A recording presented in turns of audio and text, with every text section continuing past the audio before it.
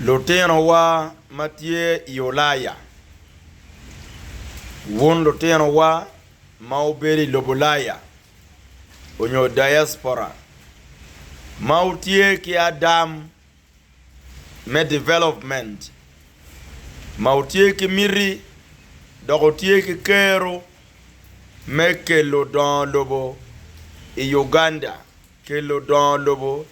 I Acholi. Kelo don lobo i kumalme Uganda. Won luteno wa maberu laya. Mautie ki kero. Me rocho pajo. Utie ki miri.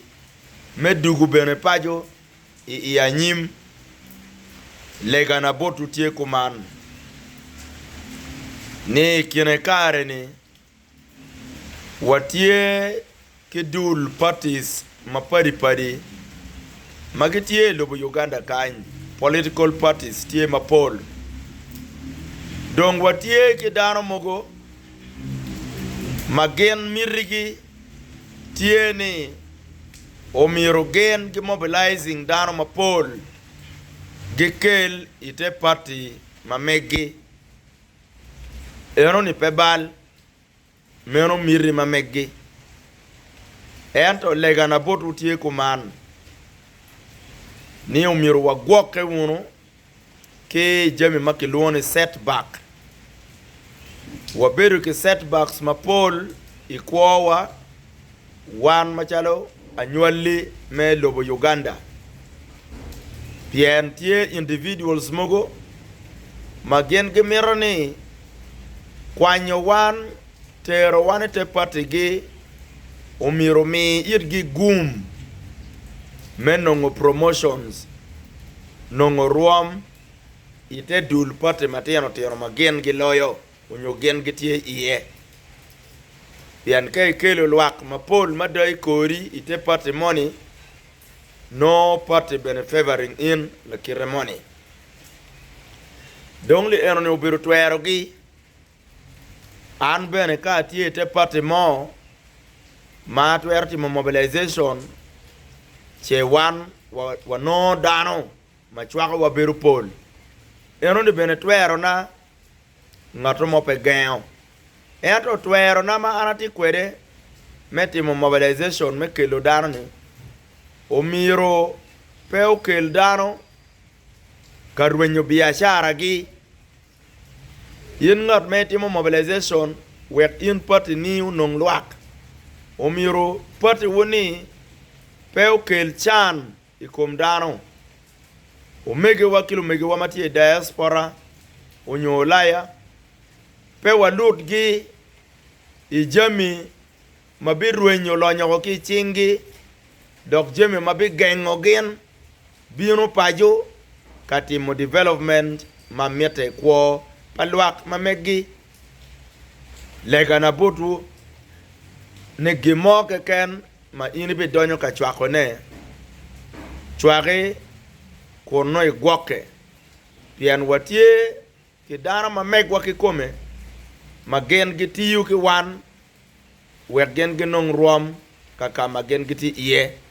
Entro ka yindo ipori pego. Se gen poro lalo. Kadong businessi. Kitika loro nego. Kadong yo kuoni. Kitika loro nego. Gen dong poro lalo. Giruenyo.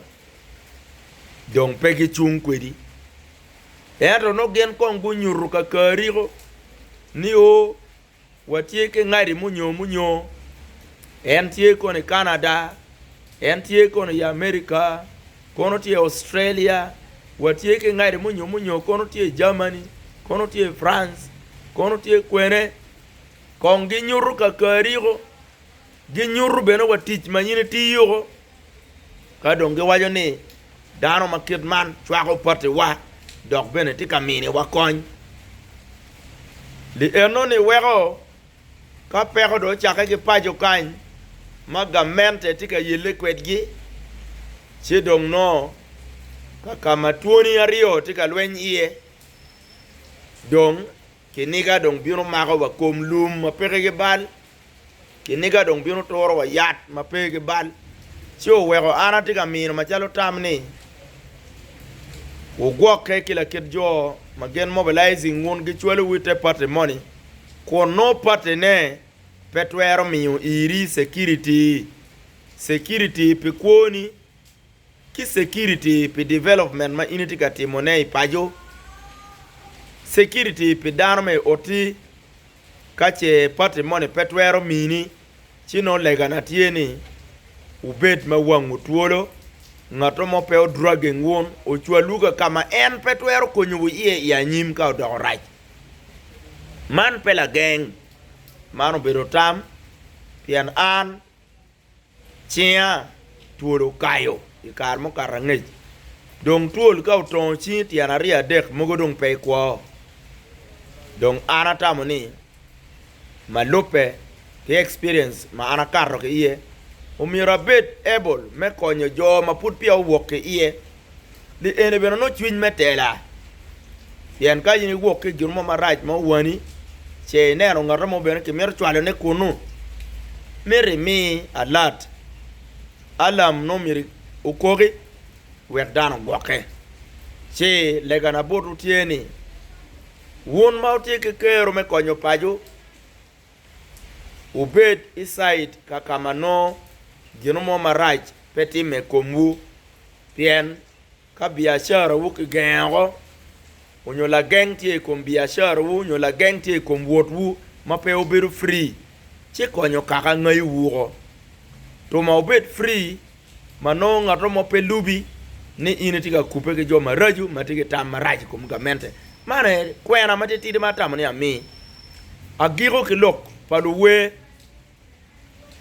ando abero la we matuolo kai chia e karmo karangej dong through experience mati kwede ano bero let ira total kache ngato mo planning merwako luwe mukene moroba luwe matino ikit me mwaka ke mero rwako gi ijemi ma wano an e karmo karangej omi achwale dwana wa luwe ugwoke ngarmo ntika planning me bino rwako wun kakama yam go rwako an iye chi anabero ma right donc comme le chavani setback umiro ber pere ikwo pala we la we progressing wundo we ubed ma ogwoke jo money gitika yope me binu kenyu kachaka chono wundo we me chero ite party mugo matino tino ma party ne pere ki security pi wu party ne pere ki security pi business matie kinwu ki jo mokene onyo business matie chingu jone ene ge choy mere ina choya chete akadong jemo dogo right gen dong pere ki security piri gen ben no reo komgi gen ben laro komgi duan ge tie ma wa mago ma olo nyuruni an pa logata arabi chwalo duan eni i WhatsApp groups ma padi we wonu win chi ungeni plan money tie magitega temo lipulu we mogo matino tino mengewa we ki recruiting gen ite dul mogo dul mapere ki security pe kwoni dul mapere ki security pe biashara ni dul mapere ki security pe lutino ni donc ngato mo criticizing pe ngo anamiyo tam chi ngate no myor beriek pian anamiyo tam ma do ke experience ma ana work ye ubero let total alegane luwe matino donc etim kija yit ki pegu work ye lo ba mi wugum amaru